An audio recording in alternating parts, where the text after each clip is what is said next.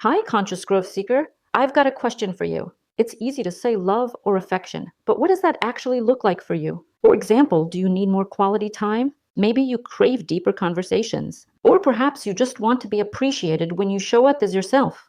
These are your core relationship needs, and they are like your emotional GPS. Their job is to guide you on what makes you feel safe, loved, and fulfilled in a partnership. But here's the thing, if you don't know what those are, how can you expect your partner to? So let's do a quick exercise together. Think of 5 words or phrases that describe what makes you feel most loved and secure. Write them down. Maybe it's appreciated, understood, supported, connected, or even heard. These are your anchors. Once you have these, it becomes a lot easier to communicate them clearly and also better understand your partner's version of those same feelings. This is the first step to creating a relationship where both people feel seen and valued, not just assumed.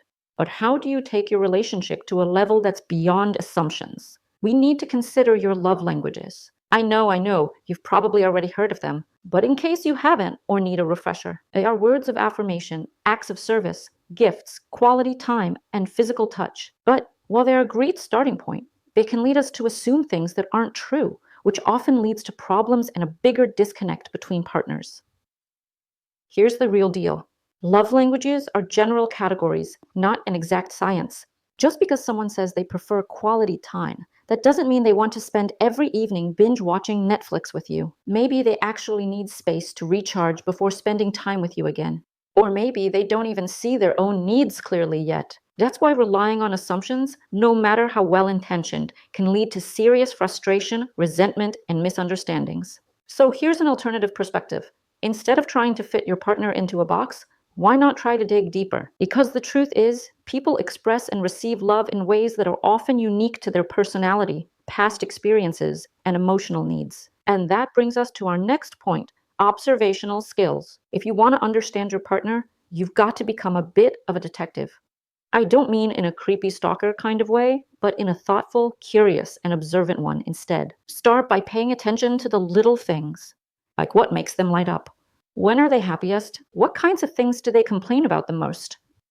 For example, if your partner always mentions how stressed they get during the week, maybe they need more support or help managing their workload. If they consistently bring up feeling lonely, maybe they need more connection or presence from you. You can also look at how they react to certain situations. Like, do they withdraw when things get intense?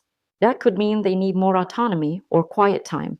Or if they only open up when you share something vulnerable, it could very well be that they value emotional connection and trust.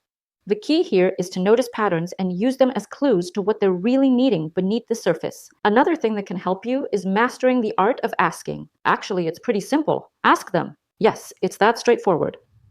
Instead of assuming, just ask.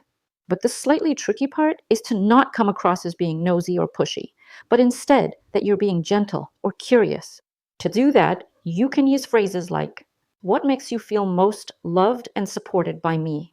Is there something I could do differently to make you feel more connected? When do you feel most at peace in our relationship?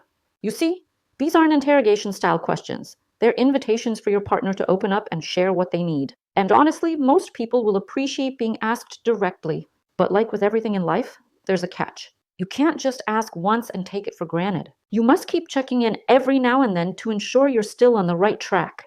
Because as relationships evolve, so do people's needs. What worked 6 months ago might not work today. Also, remember that it's critical to listen without any kind of judgment of any kind. You must make them feel safe and comfortable to express themselves with you. Otherwise, this simple won't work. The goal here isn't about fixing anything. It's about simply understanding each other's needs. And once you start having these kinds of conversations, you'll be surprised at how much closer you two can become. And now, since you've listened carefully and without judgment and understood their needs, it's time to flip the script and talk about how to communicate yours. And this can get super tricky because you don't want to do it in a way that sounds like criticism or blame. You see, when you come from a place of, you never do this, or you always forget that, it can shut the conversation down before it even starts. As a result, you both end up more frustrated than how you were before you had the conversation. So instead, I want you to try using I statements. For example, I feel unappreciated when I don't hear from you after a long day. I need more quiet time in the evenings to recharge, and I'd love to find a balance that works for both of us. This approach focuses on your experience rather than placing blame on your partner. It also invites them to respond from a place of empathy rather than defensiveness. And don't be afraid to be vulnerable. Sharing your needs is a form of intimacy. It shows that you trust your partner enough to be honest and that you're willing to grow together. Make sense? Now let's take a quick detour and talk about 3 relationship needs that people rarely mention but are actually super important. First up, the need for individual space. A lot of people think that being in a relationship means being attached at the hip 24/7. But the reality is, everyone needs some time to themselves. Whether it's reading a book, working on a hobby, or just sitting quietly, giving each other space helps prevent burnout and keeps the relationship fresh. The second one is the need for playfulness. Look, life gets serious fast, but relationships thrive when there's humor, spontaneity, and fun.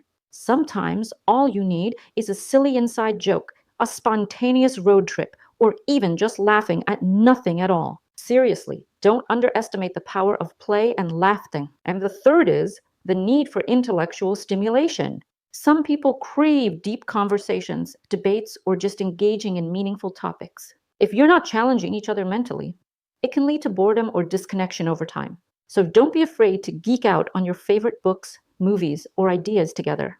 These are just a few examples, but the takeaway is this: not all needs are obvious.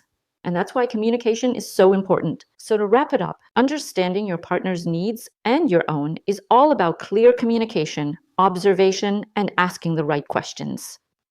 We talked about why guessing doesn't work, how to identify your own core needs, how to pay attention to your partner's cues, and how to ask in a way that invites openness and connection. And remember, this isn't about perfection. It's about showing up, staying curious, and being willing to grow together. If you found this helpful, hit that like button and subscribe to the channel for more tips on building stronger, healthier relationships.